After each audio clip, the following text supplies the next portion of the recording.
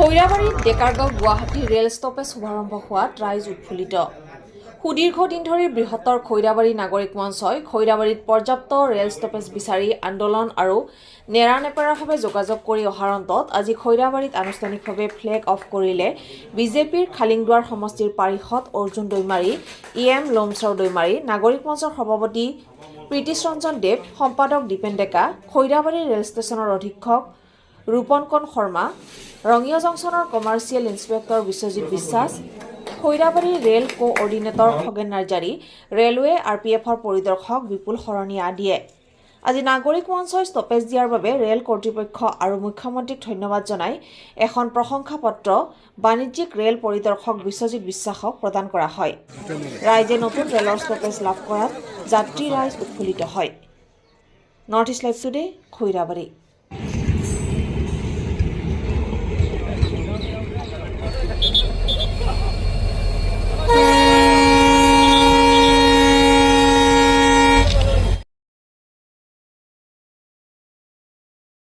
প্ৰথম আমাৰ খৈৰাবাৰী ষ্টেচনত ষ্টপেজ কৰিছে।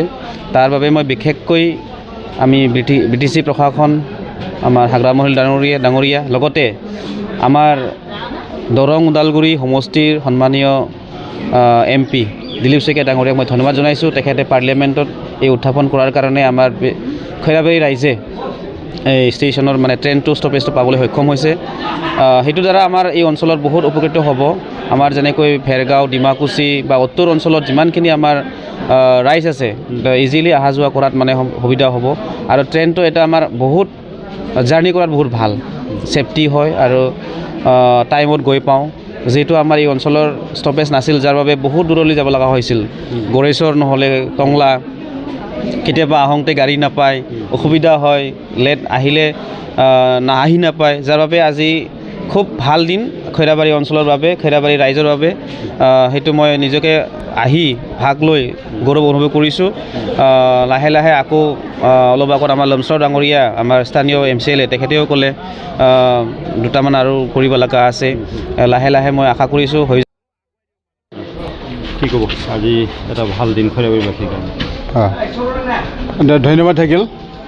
আজি ডেকাৰগাঁও টু গুৱাহাটী আমাৰ খৈৰাবাৰী হৈ ফালে, ৰঙিয়া হৈ ফালে যিটো যাব, আমাৰ ষ্টেটৰ ৰাজধানীৰ লগত আমাৰ যিটো কি কয় লিংক বনাই দিলে আৰু ষ্টপেজটো আমাৰ খৈৰাবাৰীত দি দিলে ইণ্টাৰচিটিৰ। ৰাইজৰ সেইটো ডিমাণ্ড আছিলে, আজি আমি খুব ভাল পালোঁ। ৰাইজৰ ডিমাণ্ডক মানি ফালে আজি খৈৰাবাৰী ষ্টেচনত, ৰেলৱে ষ্টেচনত আজি এইখন ট্ৰেইন ৰখাৰ কাৰণে যি ব্যৱস্থা কৰি দিলে, তাৰ কাৰণে মই ৰেলৱে অথৰিটিক ধন্যবাদ জ্ঞাপন কৰিছোঁ। আৰু আমাৰ খৈৰাবাৰীবাসী ৰাইজে যিহেতু আগৰ পৰা বহুত পুৰণা আমাৰ ডিমাণ্ড আছিলে, সেইটো এই ডিমাণ্ডটো চল্ভ কৰি দিয়াৰ কাৰণে মই কৰ্তৃপক্ষক মই ধন্যবাদ জ্ঞাপন কৰিছোঁ। ভাল লাগিছোঁ। এই অঞ্চলত যিহেতু আমাৰ স্কুল কলেজ গঢ় লৈ উঠিছে, আমাৰ একদম নিচেই ওচৰত আমাৰ ভেৰগাঁও চাব ডিভিশ্যন আছে। ইয়াত অফিচাৰ আহিব লাগিব, পূব ছাইডৰে হওক বা পশ্চিমৰে হওক, যিকোনো প্ৰান্তৰ পৰা আহিব লাগিব। গতিকে আগৰ পৰা আমাৰ এটা ডিমাণ্ড আছিলে, Khoirabari is the nearest railway station of Bhergaon চাব ডিভিশ্যন। গতিকে একদম আমাৰ 2 কিলোমিটাৰহে ইয়াৰ পৰা। গতিকে ইয়ালৈ চব অফিচাৰ আহে, বহুত কঠিন হয়, টাইমত আহি নাপায়। সেইখিনি হৈছে। আৰু লগে লগে এতিয়া আমাৰ যিহেতু গুৱাহাটীত আমি যাব লাগিব, ৰাজধানীত আমি যাব লাগিব, তাৰ কাৰণে আমাৰ কি হৈছে, আমাৰ আগত ক'ৰবাত ৰোড ব্লক হয়, কিবা হয়, ইয়াৰ কাৰণে বহুত কঠিন আছিলে। কিন্তু আজি আমি ৰেলৰ যোগেদিও আমি আৰামছে কমচে কম 1 ঘণ্টাৰ ভিতৰত আমি তাতে গৈ পাম। সেইটো আমাৰ কাৰণে খুব ভাল এটা ব্যৱস্থা হৈ গ'ল। মই খৈৰাবাৰী বৃহত্তৰ মঞ্চৰ সভাপতি আৰু আমাৰ দীপেন ডেকা গণমঞ্চৰ সভাপতি আৰু দীপেন ডেকা আমাৰ সম্পাদক। 2022 চনৰ পৰা আমি লাগি আছোঁ আৰু তেতিয়াৰ পৰা ট্ৰেইন ৰখাবলৈ বহুত চেষ্টা কৰিছোঁ। ৰেলৱে কৰ্তৃপক্ষৰ গাফিলতিত মুঠে ট্ৰেইন খৈৰাবাৰী দিব নোখোজে। আমি বহু চেষ্টা কৰিছোঁ। তাৰপিছত আমি ইয়াতে এটা গণ আন্দোলন আৰম্ভ কৰিলোঁ, য'ত আমাৰ বহুতো ডেকা ল'ৰা এনেকৈ আহিলে, বহুতো জোৱান আহিলে, আহি তেওঁলোকে শ্লোগান এনেকা দিলে, ৰেল ৰখাই গা নহ'লে হিলাই দিয়া আৱাজটো যাই তেওঁলোকৰ কাণত পৰিছে। তাৰপিছত আমাৰ আন্দোলনৰ ফলশ্ৰুতি হিচাপে প্ৰথম মাৰ্কুংচেলেং ট্ৰেইনখন ৰখায় আৰু তাতে আমাৰ MP মহোদয়ৰ উপস্থিতিত সেইখন ইয়াত খৈৰাবাৰী ষ্টপেজ হয়।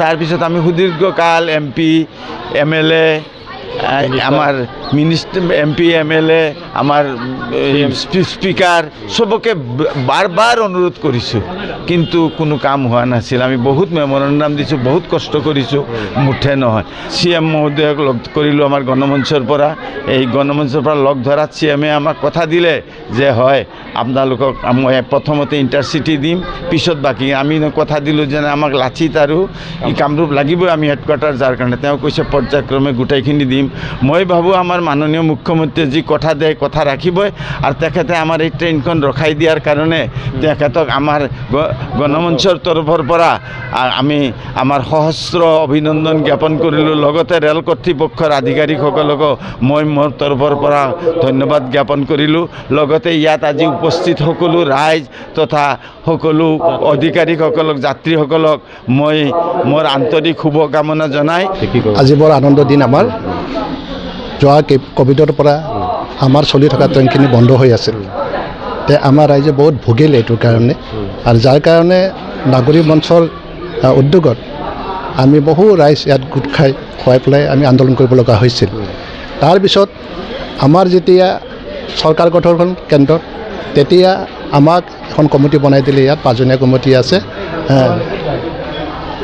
সেই 5জনীয়া কমিটি আমি বহুতবাৰ বহিলোঁ ইয়াত বহি CMS আহিল ৰঙিয়াৰ পৰা আহি আমাৰ লগত প্ৰস্তাৱ কিছুমান ল'লে লৈ উঠি গোটেই ষ্টেচনৰ পৰিচালনা বিলাক কৰিবৰ কাৰণে আমাক এটা নিৰ্দেশ দিছিলে আমি সেই হিচাপে ইয়াত আহিলোঁ বহুতবাৰ তাৰপিছত ট্ৰেইনৰ ব্যৱস্থাটো মানে কৰিব নোৱাৰোঁ গতিকে লাষ্টত আমাৰ এটা অৰ্ডাৰ ওলাল আৰু এইটো হৈছে আমাৰ 2টা যৌথ কমিটিখনে ইয়াত আমি যিটো কাম কৰিলোঁ সেই কামৰ এটা আমি ফল পাইছোঁ বুলি ভাবিছোঁ যোৱা 7 তাৰিখে আমাৰ ইয়াত অৰ্ডাৰ হৈছিলে এইটো ফ্লেগ আউট কৰাটো কিন্তু 7 তাৰিখে কিবা কাৰণত কেঞ্চেল হ'ল যে এতিয়া আজিৰ তাৰিখটো আমি এটা শুভ দিন পাইছোঁ গতিকে আজি আমি গোটেই খেদাবাৰী ৰাইজ অন্ততঃ ব্যৱসায়ৰ পৰা অফিচিয়েলি যিখিনি আমাৰ কৰ্মচাৰী আছে সকলোৱে যাতে যাতায়াত কৰিব পাৰে কাৰণ সাব ডিভিশ্যনটো আমাৰ ইয়াত লোকেল ভেৰগাঁৱতে ওচৰতে গতিকে এই ষ্টেচনটো আমাৰ খুব প্ৰয়োজন আৰু এই ষ্টেচনত ট্ৰেইন ৰখাটো আমাৰ কাৰণে বেছিকৈ প্ৰয়োজন